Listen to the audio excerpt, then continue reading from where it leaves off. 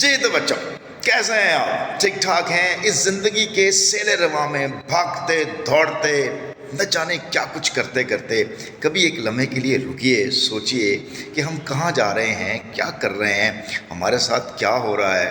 کبھی تو سوچئے، ایک سیلِ رواں ہے سوچوں کا، دل چاہتا ہے کہ ساری باتیں آپ سے کہہ ڈالوں، لیکن یہ تو باتیں تو صرف باتیں ہیں، اصل بات تو وہ ہوتی ہے جو آپ کی زندگی میں عمل میں ڈھل جائے اور کچھ رزلٹ پروڈیوس کرے۔ تو اسی کوشش کے لیے یہ جو چھوٹی چھوٹی باتیں کبھی کبھی میں آپ سے کرتا ہوں، یہ اسی وجہ سے ہوتی ہیں کہ شاید سننے والے کی زندگی میں کچھ نیا آ جائے، کچھ کرنے پر آمادہ ہو جائے۔ شاید آپ کو یہ نہیں کہہ رہا ہوں، میں اپنے آپ کو کہہ رہا ہوں کہ مجھے کچھ کرنا ہے، تو کرنے کے لیے میرے پاس کوئی روڈ میپ تو ہونا چاہیے، کچھ اصول تو ہونے چاہیے۔ تو اس کے لیے بہترین کتاب قرآن پاک، ہمیں قرآن بتاتا ہے کہ کیا کرنا ہے، کیا نہیں کرنا ہے۔ اور قرآن کی بات کروں تو پھر کوئی اور بات کرنے کو دل ہی نہیں کرتا۔ آپ کو بتاؤں، علامہ اقبال رحمۃ اللہ علیہ ایک دفعہ قرآن پڑھے تھے، اپنی جوانی کی بات بتاتا ہوں۔ قرآن پڑھ رہے تھے، والد محترم ان کے پاس سے گزرے اور کہنے لگے، اقبال میں آپ کو بتاؤں گا کہ قرآن کیسے پڑھتے ہیں۔ اقبال کہنے لگے، اتنا اچھا تو پڑھ رہا ہوں، مطلب مجھے بتائیں کیا غلطی ہے، کہ کسی تلفظ میں غلطی ہے، کسی روانی میں غلطی ہے، کوئی اور مسئلہ ہے، بتائیں تو صحیح کہ مجھے قرآن کیوں نہیں پڑھنا آتا۔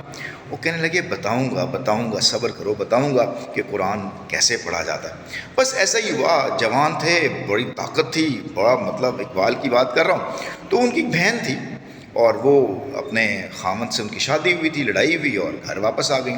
چند دن کے بعد ان کے خامد ان کو گھر آئے لینے کے لیے کہ میری بیگم ہے، ناراض ہو گئی ہے، مجھے پلیز واپس بھیجیں، میرے ساتھ بھیج دیں۔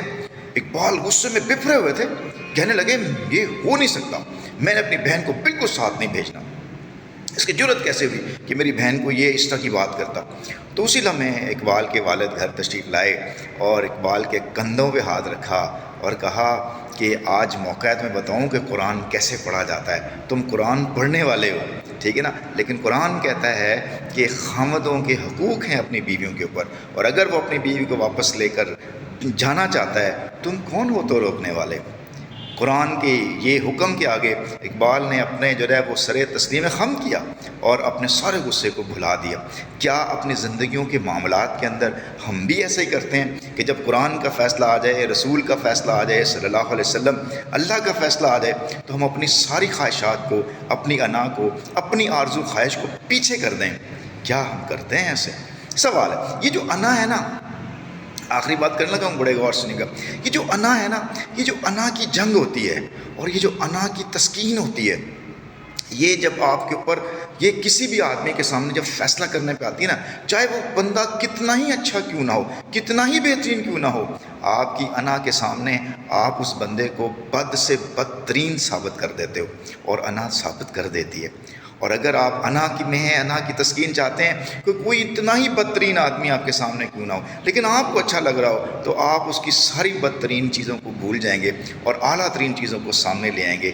یہ ہے انا، جو اب جھوٹی تسکین کی خاطر ہمارے معاشرے کے اندر آگ لگا رہی ہے، ہمارے گھروں کے اندر، ہمارے معاملات کے اندر چیزوں کو خراب کر رہی ہے۔ ایک لمحے کے لیے سوچئے کہ آپ اپنی زندگی کے معاملات کو اپنی خواہش کے مطابق ڈھالتے ہیں، کرتے ہیں کہ رب کی رضا کی خاطر کرتے ہیں، تو بہت سے سوالات، بہت سے مسائل، بہت سے جھگڑے خود بخود ختم ہو جائیں گے۔ اس دعا کے ساتھ کہ ہم قرآن کو سمجھنے والے بھی بنیں، اس پہ عمل کرنے والے بھی بنیں اور اپنا حصہ ادا کریں۔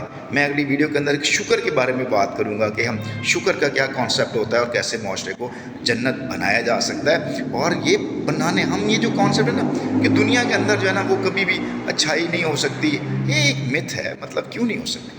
Every thing is possible in this world. جب قرآن میں اللہ کہتا ہے کہ میں نے یہ کائنات تمہیں مسخر کر دی ہے، تو کر دی ہے، تو یہ کیوں نہیں ہم اس کو اچھا تر کر سکتے؟ اس کے بارے میں ہمیں سوچنے کی ضرورت ہے، اور قرآن اس کے آنسر بھی کرتا ہے۔ اپنا بہت سا خیال رکھیے گا، ملتے ہیں انشاءاللہ کسی طرح سے اسی طرح کی ویڈیو میں۔